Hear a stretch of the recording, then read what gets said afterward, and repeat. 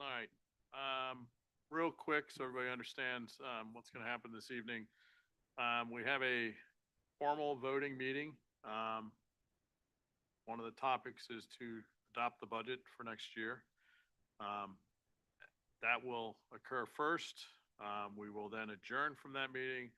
We will take a couple-minute recess while we log out of that meeting and log into the work session meeting, and then we'll have a normal work session for this evening. So, any questions on that? Yeah. Oh, yeah. Yeah, there's two votes that they approve. All right, so first thing up is the Pledge of Allegiance. I pledge allegiance to the flag of the United States of America and to the republic which stands one nation under God, indivisible, with liberty and justice for all. All right.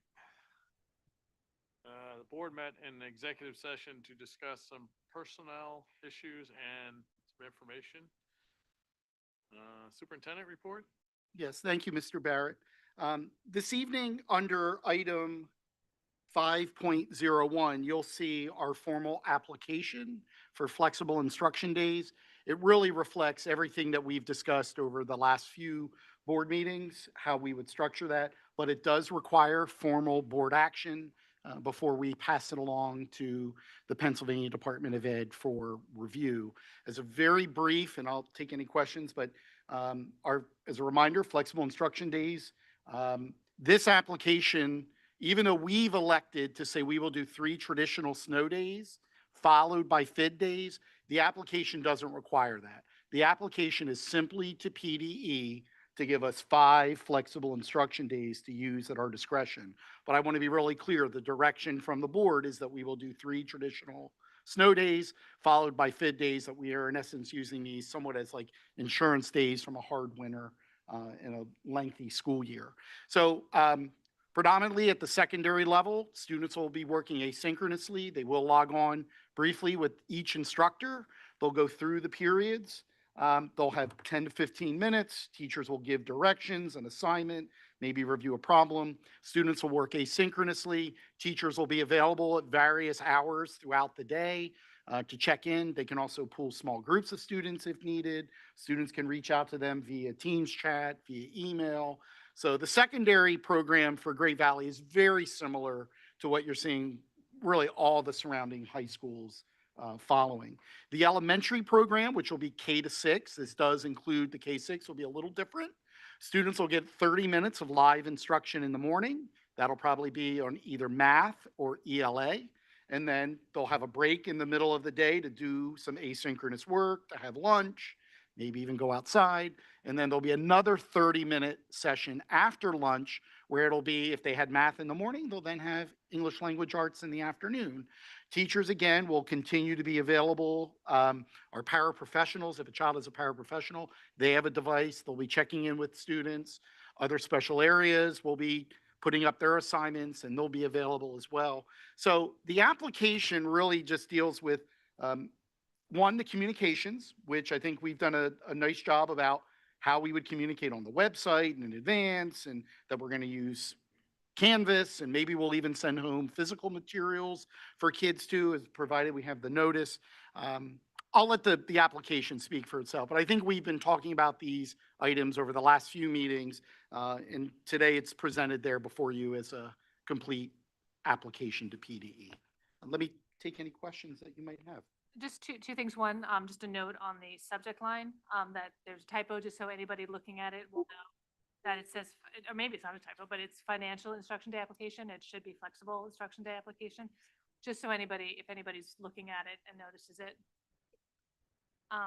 And then if we can just kind of clarify the rationale for why we're doing this. Yeah. And it's to, my understanding is to create a little bit more flexibility in the, more defined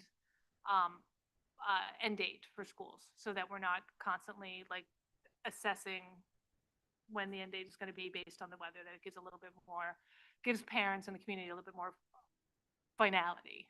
Yeah. Absolutely. And looking at next year's calendar, we can say with confidence of families that the last in-person day will not go beyond June 17th, which is not something we've been able to do in recent years. Correct. Yep. Okay. Well, Any other questions? that concludes my report, Mr. Barrett. And right. I know that'll be a vote later in the meeting. All right, so at this point, I'll open up the microphone for anybody who would like to make any public comment regarding the two voting items that are on the agenda. That would be the bid days and the budget. All right, seeing no one, we'll move on. All right, so first thing up for a motion is the flexible instruction day application approval. So do I have a motion for 501? Motion to approve 501. Thank you. Second? Second. All right, any questions or discussions? I think we've had a lot of discussion around this. All right, all those in favor? Opposed? 6-1. Thank you. All right.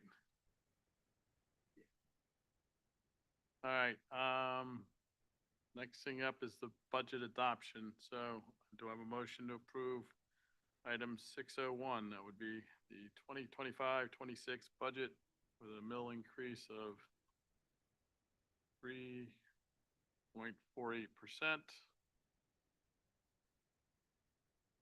Motion to approve 601. Thank you. Second. Second, any questions or comments? All right, all those in favor? Wait. Oh, sorry, go ahead.